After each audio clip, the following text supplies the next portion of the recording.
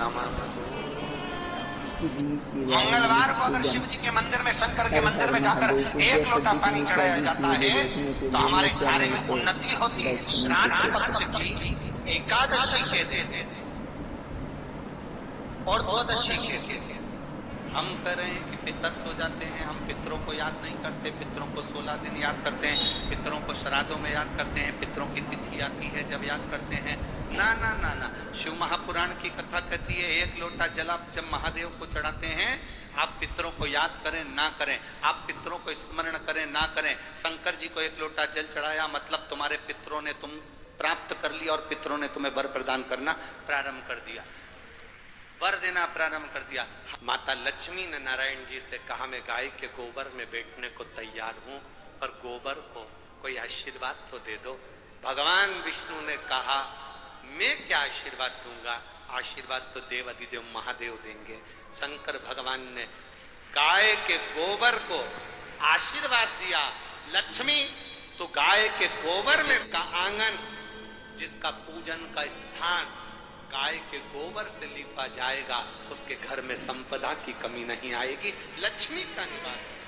शिव जी को जल चढ़ाते हैं तो नवग्रह देवता को प्राप्त होता है, शिव जी को जल चढ़ाते हैं तो हमारे आहूतों वासुकों को प्राप्त होता है, शिव जी को जल चढ़ाते हैं तो ये प्रकृति वनस्पति को प्राप्त होता है, शिव जी को जल चढ़ाते हैं तो 64 योगिनियों को प्राप्त होता है, शिव जी को जल चढ़ाते हैं तो सारी देवियों को प्राप्त होता है। शंकर पर चढ़े हुए जल हट जाता है, इसलिए शिव जी पर एक लोटा जल चढ़ाने के लिए अगर किसी का शनि कमजोर, राहु कमजोर, केतु कमजोर, कोई मंगल कमजोर, किसी का कुछ तकलीफ है, जल चढ़ाते से उसकी वो तकलीफ धीरे धीरे कटना प्रारंभ हो जाती है। इसलिए सारी समस्या का हल एक लोटा जल। 3 चीजें हमेशा सोच समझ कर देना। पहले नंबर पर है गौ माता। अपने पूर्वजों के निमित्त गाय अगर किसी को दान कर रहे हो, गौ दान कर रहे हो, तो पहले देखना जिस ब्राह्मण को तुम गाय दे रहे हो उस ब्राह्मण के घर में गाय बांधने की जगह है कि नहीं। शरीर में हमारे किसी के शरीर में गठिया रोग हो जाता है, शरीर अकड़ने लगता है, किसी के बच्चेदानी में गठान पड़ जाती है, किसी के फेफड़ों में गठान आ जाती है।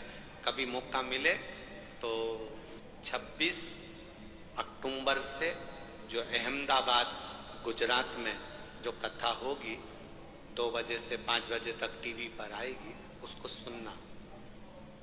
जिसने शरीर में अगर रोग हो तो केवल प्रेम से एक सफेद फूल लेकर कथा को सुनना और वो पुष्प शंकर जी के मंदिर में भेज देना।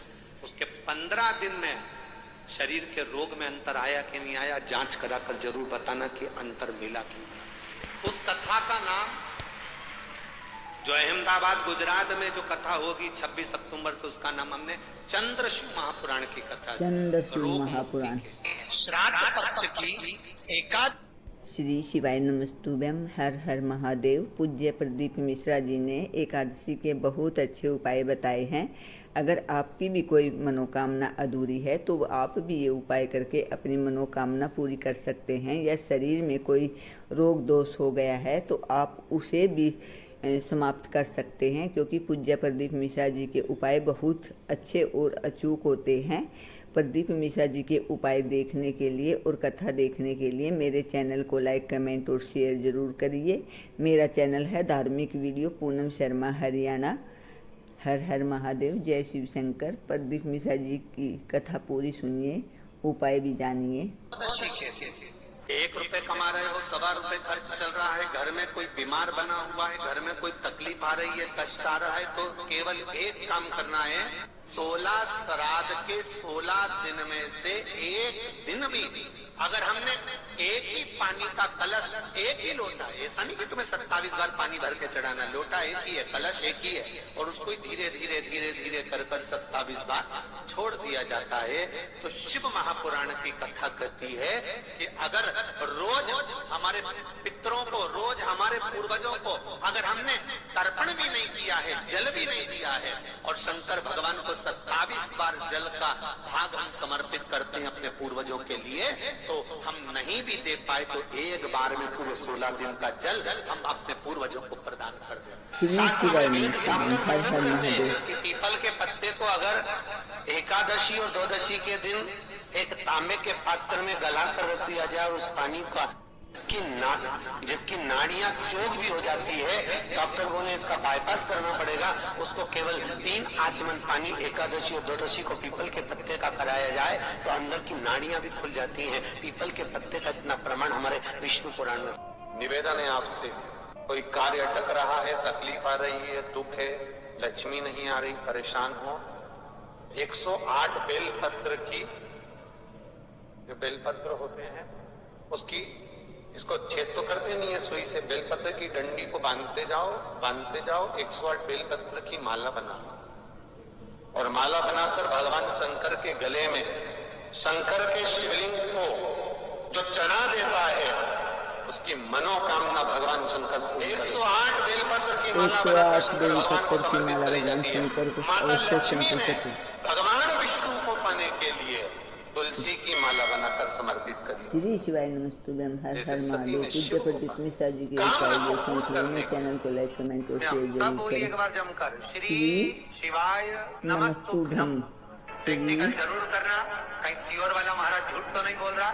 शास्त्रों की बातें हमारे जीवन में हमें सुख प्रदान करें। इसलिए इस भाव का आनंद करते हुए आज की कथा को विराम देते हैं।